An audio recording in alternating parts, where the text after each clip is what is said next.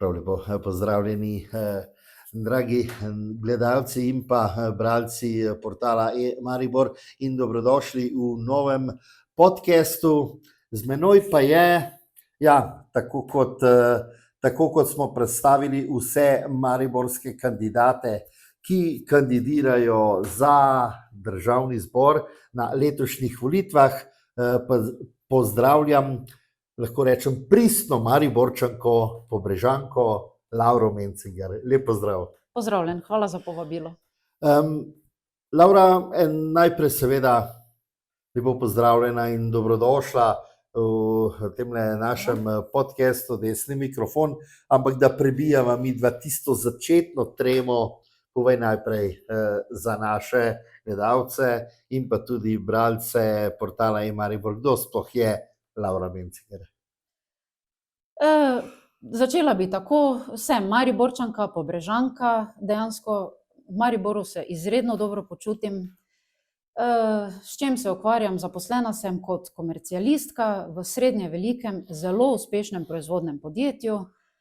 Prosti čas si zapolnim športom, branjem knjig, vrtičkanjem, potovanji. Sem pa tudi goreča navijačica našega nogometnega kluba, redno se namreč udeležujem vseh tekem.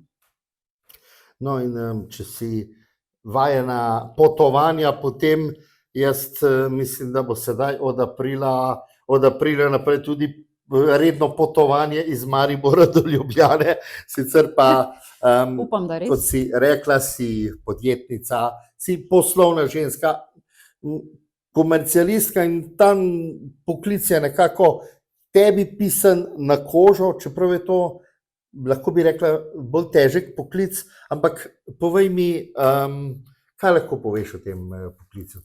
Ja, poklic, kot ste rekli, mi je zagotovo pisan na kožo, namreč ga z veseljem opravljam. Komercialist je oseba, ki skrbi za promocijo in prodajo izdelkov nekega proizvodnega programa. Komercialist mora izdelek prodati po najvišji možni ceni, ki pa mora še vedno biti sprejemljiva za kupca. In dobiti čim več. Tako, Verjetno, tako. ja. Sicer pa so tržniki tudi ljudje, ki imajo, bom rekel, debelo kožo, tako kot jo mora imeti tudi politik, ne nazadnje. Kako ti gledaš na ta poklic? Za poklic tržnika zagotovo moraš imeti debelo kožo. Saj poznate tisti rek, kupec ima vedno prav. In kupcu je seveda treba dati prav, kajti samo zadovoljen kupec je tisti, ki se vrača. Sem pa z dolgoletnimi izkušnjami pridobila veščino, da znam pridobiti še kako zahtevno stranko. Zagotovo, ampak tržniki ste tudi ljudje, ki se dobro spoznate na gospodarstvo in politiko gospodarstva, ampak pojdiva zdaj najprej k plačam. So plače v Sloveniji preveč obdavčene? Zagotovo. Visoka obdavčitev bruto plače pomeni nižjo neto plačo za zaposlenega. Menim, da je razbremenitev plač torej nujna. Nižja plačna obremenitev bi pomenila višjo neto plačo, višjo neto izplačilo. In s tem bi bila podjetja bolj konkurenčna, s tem bi pridobili tudi več delovnih mest. S tem, ko bi pridobili več delovnih mest, to pomeni nižjo brezposelnost in tako bi tudi visoko kvalificirana delovna sila ostala doma. Delo v trženju zagotovo zahteva tudi veliko stika z ljudmi. Kaj je tisto, kar ti ljudje na terenu, ko prodajaš, ko ponujaš neki izdelek, kaj je tisto, kar ti najprej povedo in pa česa jih je najbolj strah, kaj si v bistvu želijo? Z trženjskega vidika gledano, ljudje se bojijo, da bi podjetje, na katerega so navajeni in z njim zadovoljni, prenehalo s poslovanjem. Do tega lahko privedejo obremenitve podjetij s strani države, tako da podjetje več ne more poravnavati svojih obveznosti in posledično zapre svoja vrata. To je tisto, kar si najmanj želimo. Tako? Nekoč je v Mariboru cvetelo gospodarstvo, ampak še vedno je nekako v Mariboru, bom rekel, neko pristno poslovno okolje. In kakšen je v bistvu Maribor v primerjavi z drugimi slovenskimi mesti, kar se tiče gospodarstva? Poslovno okolje v Mariboru menim, da je vabljivo za male podjetnike. Kajti tukaj v Mariboru so nižji stroški poslovanja in nižji življenjski stroški v primerjavi z Ljubljano. Medtem pa je Ljubljana bolj privlačna za tuje investitorje zaradi večje in boljše infrastrukture. Ljubljana je v tem času tudi postala gospodarsko in administrativno središče, v katerem v Ljubljani se je prav tako scentralizirala celotna javna uprava. Ampak, kot sem že dejal, nekoč je Maribor veljal za močno industrijsko, delavsko mesto. Kje se je v bistvu kar naenkrat zalomilo? Maribor ni več tako privlačen, veliko ljudi tudi dela v sosednji Avstriji. Kje se je v bistvu zalomilo? Ja, Maribor je pred osamosvojitvijo veljal za gospodarsko zelo razvito mesto. Menim, da celo v naši bivši državi za najbolj razvito. Po osamosvojitvi pa smo izgubili trg bivše države, in marsikatero industrijsko podjetje je zato prenehalo delovati. So se pa ta industrijska podjetja, mariborska industrijska podjetja preoblikovala v poslovne cone številnimi malimi in srednjimi podjetji. Tako da menim, da Maribor še vedno velja za industrijsko dokaj razvito mesto. Kot sem že prej omenil, veliko Mariborčanov in tudi okoličanov dela v Avstriji. Tam je obdavčitev drugačna, plače so višje, v bistvu je to sploh možno, da bi ti ljudje, ki sedaj delajo v Avstriji, ostali tukaj v Mariboru, in pa v bistvu zakaj jih je toliko v Avstriji? Ja. Prav gotovo zaradi višjih plač. Res je, da je obdavčitev plače v Avstriji višja kot v Sloveniji, ampak Avstrija ima večjo obdavčitev delodajalca, Slovenija pa večjo obdavčitev zaposlenega, kar pomeni, da slovenskemu zaposlenemu ostane manj. Ob isti bruto plači, slovenskemu zaposlenemu avstrijskemu ostane toliko več, zato toliko ljudi vleče na delo v Avstrijo. Sedanja vlada je sicer obljubila nižanje obdavčitve zaposlenega, vendar je na to obljubo pozabila, kot še na toliko drugih obljub. Zagotovo. Nekaj malega sva že povedala, pa vseeno, katere so tiste glavne slabosti slovenskega gospodarstva? Menim, da je še vedno čutiti negotovost glede nadaljnjega razvoja gospodarstva. Zdaj, če bi omenila razloge, nepredvidljiva gospodarska politika, potem visoka inflacija, visoka korupcija, toga delovnopravna zakonodaja, preobsežna javna uprava, ki se je v zadnjih 4 letih za časa Golobove vlade še, ne bom rekla podvojila, ampak neprimerno zvišala. Potem davčno okolje, ki zmanjšuje prisotnost tujih investitorjev. Ne nazadnje pa pomanjkanje kvalificirane delovne sile.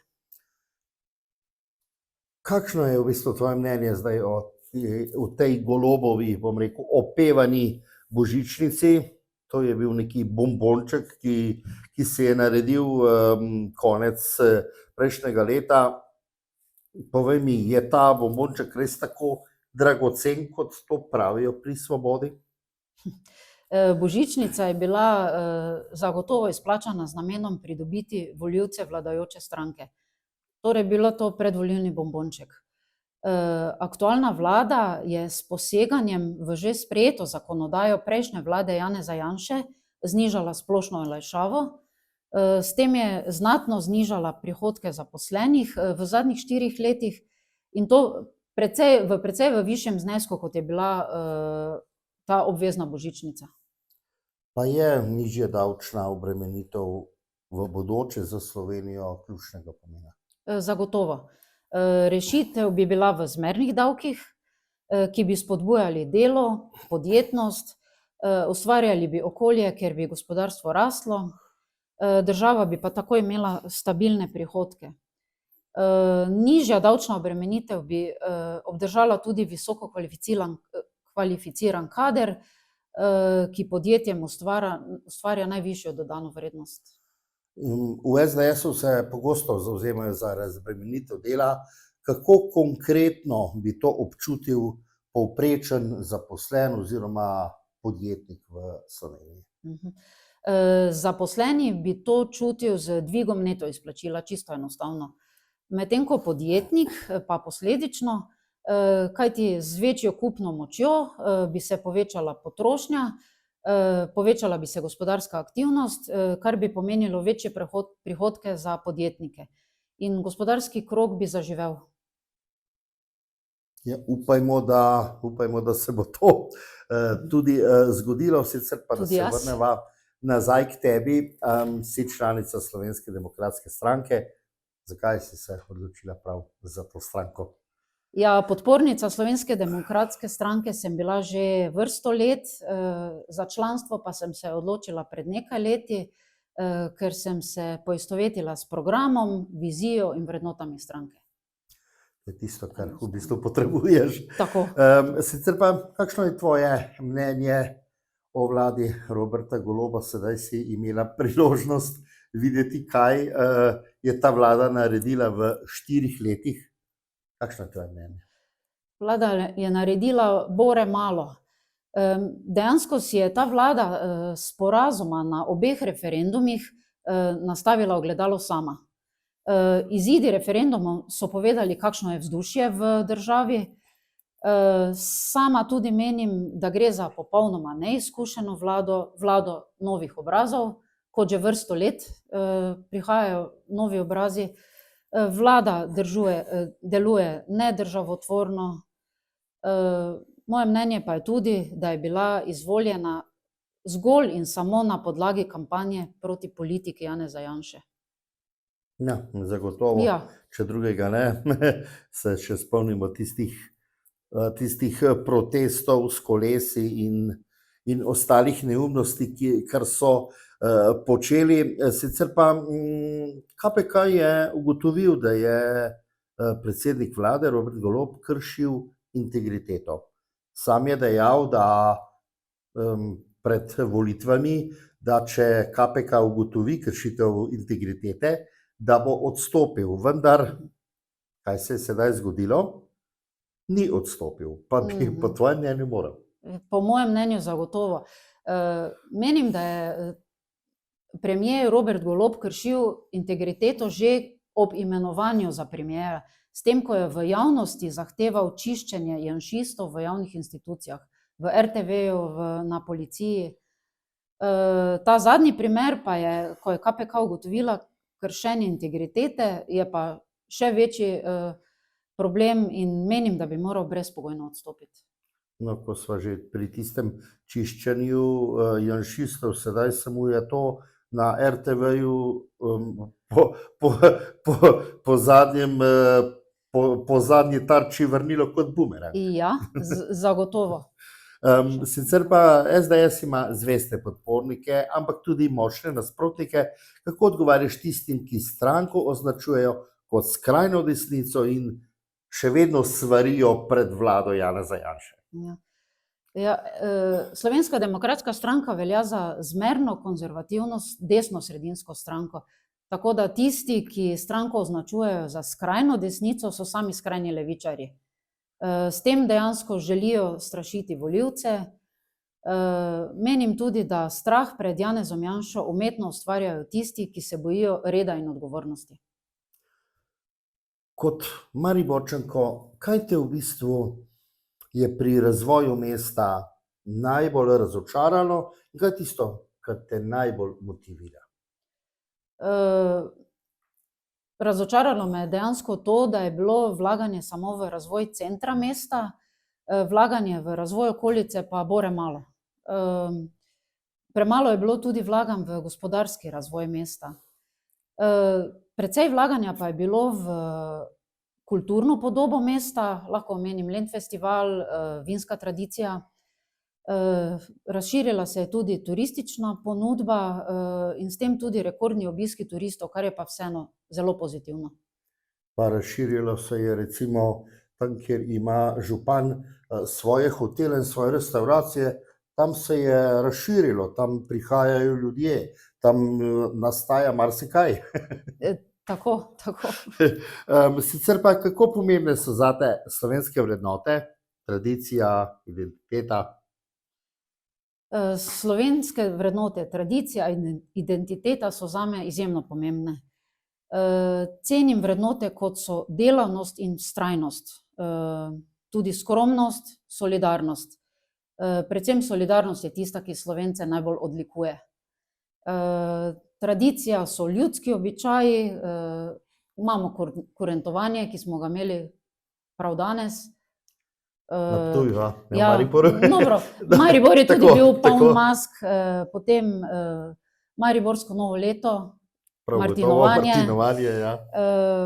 Pri identiteti bi pa poudarila slovenski jezik, na katerem moramo biti res izjemno ponosni. Zagotovo pa moram reči, da ga zadnje čase tudi slišimo zelo redko. Žal. Žal je tako, ja. Ja. Sicer pa, katera vrednota pa je tista v politiki, ki je za tebe nedotakljiva? Je to jezik mogoče? Svoboda govora. Svoboda govora. Ravno ta vrednota, ki se mi zdi nedotakljiva, je bila v tem mandatu večkrat kršena v našem parlamentu, in sicer velikokrat so jemali besedo opozicijskim poslancem. Pa še vedno, jo. Pa še vedno jo, in jaz upam, da se bo to po volitvah končalo. Kako v bistvu gledaš na vlogo žensk v politiki na splošno? Kajti v tem mandatu vlade Roberta Goloba je prišlo kar nekaj žensk v politiko, tudi takih, ki so ponovno prišle, ki so nekoč že odšle iz parlamenta. Kako gledaš na tole vlogo žensk? Ja, ženske naj bi prinašale v politiko drugačen pogled, več empatije. Čeprav nekatere ženske v sedanjem parlamentu se s tem ravno ne morejo pohvaliti. Več pozornosti bi naj ženske namenjale socialni politiki, enakopravnosti spolov, zaščiti otrok, zaščiti starejših. Tako da se mi zdi uvedba ženskih kvot velikega pomena. To zagotovo, pa manj takih, ki vzemajo besedo drugim poslancem, zagotovo. Upajmo, da se bo to spremenilo po ja. 22. Povej mi, kaj bi ti recimo osebno želela spremeniti v slovenski politiki, ne glede na strankarsko pripadnost? Ukinila bi kulturo izključevanja. Poizkusila bi zmanjšati razkol med levo in desno mislečimi, ker je razkol prevelik. Potem dejansko politiki bi morali delati državotvorno, ne pa da se samo en z drugim prepirajo in kregajo. In če bi politiki delovali boljše, bi se povečalo tudi zaupanje ljudi v politiko. Pa mogoče tudi ne bi bilo slabo, da če politik prihaja iz enega okolja, da se bori za tisto okolje tudi v parlamentu. To jaz verjamem, da se bomo vsi poslanci, ki prihajamo, ki bomo prišli iz Maribora, zagotovo borili tudi za naš Maribor. In takole, za zaključek, kaj bi raje imela? Manj priljubljenega politika ali politika brez hrbtenice? Manj priljubljenega politika. Politik brez hrbtenice je populist, kar je dolgoročno škodljivo. Kajti politik mora sprejemati tudi odločitve, ki državljanom niso všeč, so pa nujne za dobrobit države. Kaj te v bistvu najbolj skrbi za prihodnost Slovenije? Demografska slika. Ker aktualne vlade demografija ne zanima, ukinili so tudi urad za demografijo. Tako da menim, da Slovenija potrebuje menjavo vlade. Pričakovala bi tudi od vlade, da naredi Slovenijo privlačno za življenje, aktualna vlada pa ne deluje v tej smeri in mislim, da ne prinaša svetle prihodnosti. To si želimo seveda vsi. Hvala lepa, Ja. da si bila gostja našega desnega mikrofona in dragi obiskovalci, dragi gledalci in pa vsi tisti, ki berete o tem našem podcastu na portalu eMaribor. Politika je tista, ki nam kroji usodo in jaz upam, da bomo še veliko slišali o njej tudi v naslednjih epizodah našega podcasta.